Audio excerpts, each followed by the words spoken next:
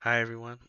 My name is Donel Wanton Jr. and today um, I'll be presenting my research paper on the geotechnical comparisons between groundwater recharge methods and techniques. So why does this matter?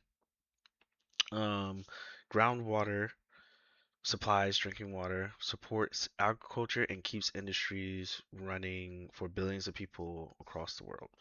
But between population growth, urbanization, and climate change, groundwater levels are dropping in cities all over the world. My paper looks at this specific angle most people don't really talk about, not just how we recharge groundwater, but how the soil and geology underneath a city, whether it's recharge, even works in the first place. All right, next slide. All right. Now, groundwater depletion happens when we pull water out of aquifers faster than nature can put it back.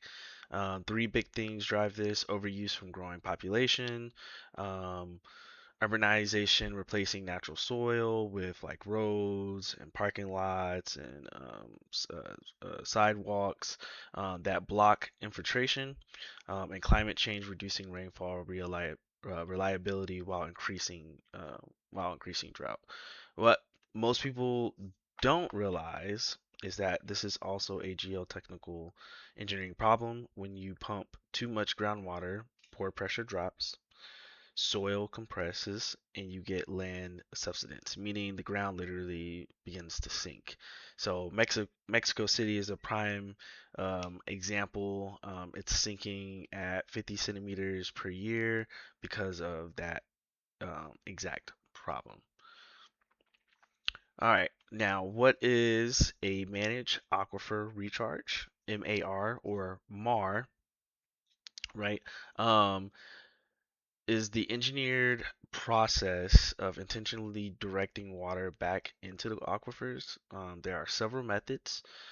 You have infiltration basins, injection wells, riverbed filtration, stormwater harvesting, and permeable pavements. But the key point of my research is the MAR, the MAR, the Managed Aquifer Recharge. Um, MAR doesn't work the same everywhere. The soil and geology beneath the site determines everything. So there are three major geotechnical factors that control this. So the first is the soil permeability, how easily water moves through the soil. Sand and gravel allow fast infiltration. Clay basically blocks it. It's not as permeable as the other two that I mentioned. The second is hydraulic conductivity, which is how water moves through pore spaces. High conductivity means better recharge potential. And then third is compaction, urban construction, compact soil, reducing infiltration significantly. And if the subsurface conditions aren't understood before implementation, the MAR system can actually cause failures like land subsidence or sinking, slope instability, and clogging of injection wells. Um, in my paper I went over case studies, four of them to be exact. So I compared four cities to show how geology shapes more outcomes. So Mexico City is the worst case scenario.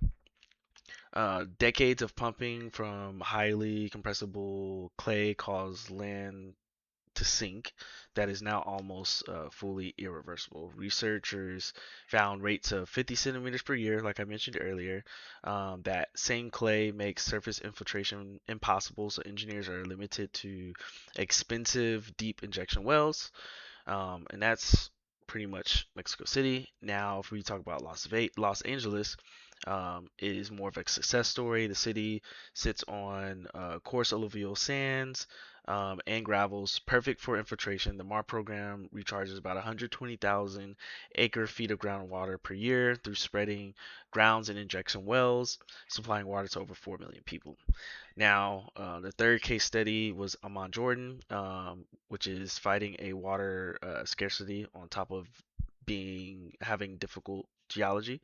They are extracting 100 million cubic meters per year from the Dasai aquifer, but that aquifer's sustainable yield is only 2 to 3 million cubic meters. So the fractured limestone geology makes consistent infiltration kind of like unpredictable. Um, Beijing is more of like a recovery story. After the water table dropped over 20 meters in some areas, the city combined the MAR method, they reduced pumping and imported water from 1,400 kilometers away. Groundwater levels are now rising, and some areas are actually experiencing land rebound, unlike Mexico City. So the lesson: recharge alone isn't enough. You have to cut extraction at the same time.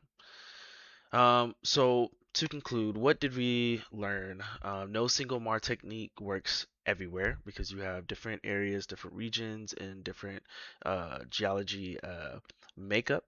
Um, the right method depends on the soil type, the aquifer depth, the land that's available, and the budget of that region. So, Mexico City's clay demands injection wells. Los Angeles gravel supports infiltration basins. Amman needs stormwater capture. Beijing needs a combination of literally everything, which is what they've been doing out there. So the takeaway for engineers is this: geotechnical site characterization has to come before method selection, not after. As population keeps growing and water demand increases, geotechnically informed MAR strategies will become one of the most important tools we have for sustainable water management. Thank you.